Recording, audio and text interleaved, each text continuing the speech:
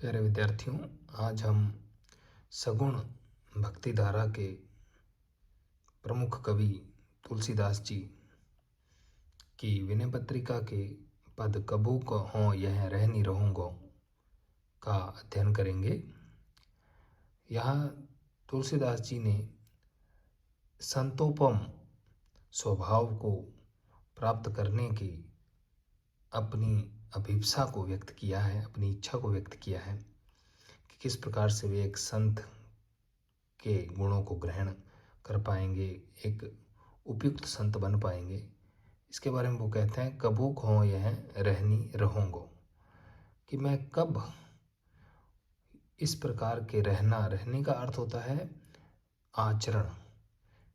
तो कहते हैं तुलसीदास जी कि मैं कब इस प्रकार का आचरण कर पाऊंगा, कब इस तरह का स्वभाव धारण कर पाऊंगा, कब इस तरह का व्यवहार कर पाऊंगा, कब इस तरह के आचरण को मैं प्राप्त कर पाऊंगा। कबू हो यह रहनी रहूँगो, मैं इस तरह के आचरण को कब प्राप्त कर पाऊंगा, मैं इस तरह के आचरण में कब रह पाऊंगा, इस तरह का आचरण मेरा कब होगा। श्री रघुनाथ कृपाल कृपाते संत स्वभाव गवोंगो। कहते हैं श्री रघुनाथ जो हैं, राम जो हैं, वो बड़े कृपाल हैं, वो बड़े कृपालु हैं, वो बड़े दयालु हैं। उनकी कृपा से मैं कब संत का स्वभाव धारण करूँगा, यानी कि कृपालु राम की कृपा से कब मुझे संत का स्वभाव प्राप्त होगा पता नहीं, कब मैं इस तरह का आचरण प्राप्त कर पाऊँगा। पहली पंक्ति में वो कहते हैं, यानी संतों उपम, संत के उपयुक्त आचरण में कब प्राप्त कर पाऊँगा, कब मेरा जो चरित्र है, मेरा जो मन है वह उज्जवल हो पाएगा, संत के जैसा शुद्ध हो पाएगा। फिर दूसरी पंक्ति में वो कहते हैं कि राम जो है वो बड़े कृपालु हैं, उनकी कृपा से कब मैं संत का स्वभाव ग्रहण करूँगा, कब मुझे संत का स्वभाव प्राप्त होगा। जथा लाभ संतोष सदा। संत का स्वभाव क्या होता है कि उसे जैसा लाभ हो जाए उसमें वह सदा संतुष्ट रहता है। तो वही कहते हैं तुलसीदास जी कि जब मुझे जैसा भी लाभ हो जाए उससे मैं संतुष्ट रहूँगा, वो दिन कब आएगा। जथा लाभ संतोष सदा। अभी तो मेरे मन में बड़ा असंतोष है, अभी तो मैं कभी भी संतुष्ट नहीं होता, मेरा मन जो लोभी है वह ज़्यादा लाभ चाहता है। यथा लाभ संतोष सदा, वह मेरा मन ऐसा कब हो पाएगा जब जैसा उसको लाभ हो जाए उससे संतुष्ट रहे, जो मिल जाए उससे संतुष्ट रहे, ऐसा मेरा मन कब होगा। काहू सो कछु न चाहूँगो, और मेरा मन ऐसा कब होगा जब वो किसी से कुछ भी न चाहेगा, कब मेरा मन अपने लोभ का परित्याग करेगा, कब संतोष में जीना सीखेगा, कब। यथा लाभ संतोष सदा, काहू से कुछ न चाहूँगो, जैसा लाभ हो जाए उससे ही संतुष्ट रहे मेरा मन और किसी से कुछ भी न चाहे। अगली पंक्ति में कहते हैं, परहित निरत निरंतर। कब मेरा मन ऐसा होगा साधुओं जैसा, जब वो परहित यानी कि दूसरे की भलाई में, जब वो दूसरों की भलाई में हमेशा निरत रहेगा, लवलीन रहेगा। परहित निरत निरंतर, जब वो दूसरों की भलाई में निरंतर लवलीन रहेगा। मन कर्म वचन नेम निभाऊंगो, जब मेरा मन कब होगा, जब वो मन कर्म और वचन तीनों से ही अपने नियम का पालन करे। अभी तो क्या है कि कर्म से पालन कर ले तो मन से न करे, कर्म से पालन कर ले तो वचन से न करे।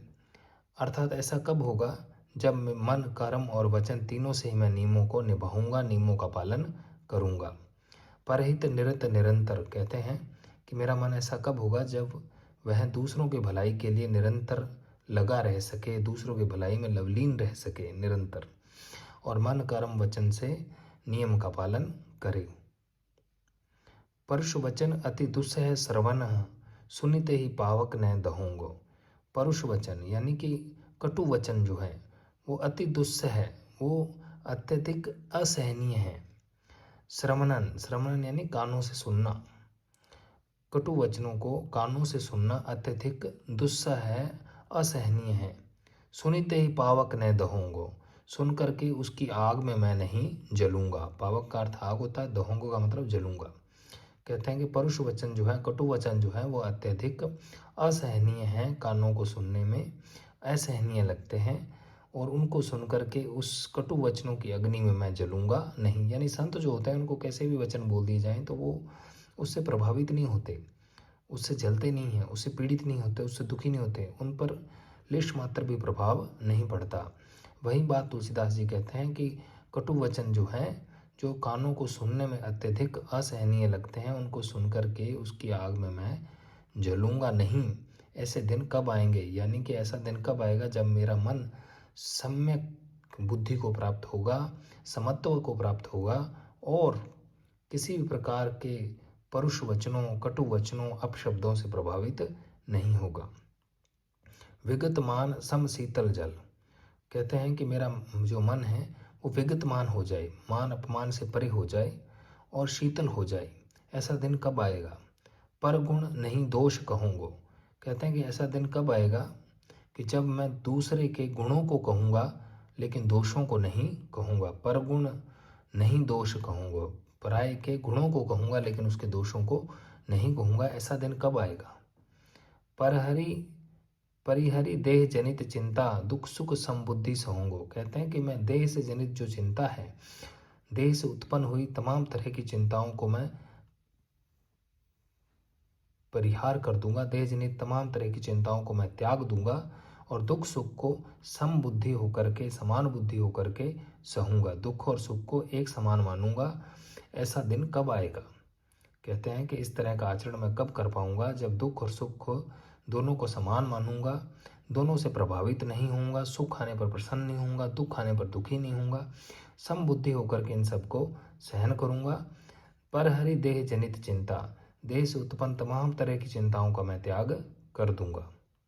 ऐसा दिन कब आएगा जब देह जनित, देह से उत्पन्न हुई तमाम तरह की चिंताओं का मैं त्याग कर दूंगा और दुख सुख को सम बुद्धि होकर के सहन करूंगा, यानी दुख और सुख दोनों से अप्रभावित रहूंगा। तुलसीदास प्रभु यह पथ रही अविचल हरि भक्ति लहूंगा, तुलसीदास कहते हैं कि इस पथ को ग्रहण करके, यानी संत के स्वभाव को ग्रहण करके मैं अविचल हरि भक्ति को प्राप्त करूंगा। तुलसीदास कहते हैं प्रभु, हे प्रभु, इस पथ पर रह करके मैं अविचल हरि भक्ति को प्राप्त करूंगा। यानी तुलसीदास जी ने यहाँ पर अपने संत स्वभाव की प्राप्ति की बड़ी ही अभिलाषा व्यक्त की है, बड़ी इच्छा व्यक्त की है और इसमें भी उन्होंने संत स्वभाव प्राप्त करने के लिए राम की कृपा को अपना आधार माना है कि राम की कृपा से ही यह संत का स्वभाव मुझे प्राप्त होगा और इस तरह से संत का स्वभाव ग्रहण करके मैं हरि की भक्ति प्राप्त कर लूँगा। यहाँ उन्होंने कुछ भी नहीं चाहा है, संत के स्वभाव के माध्यम से हरि की भक्ति को ही अपना लक्ष्य दर्शाया है।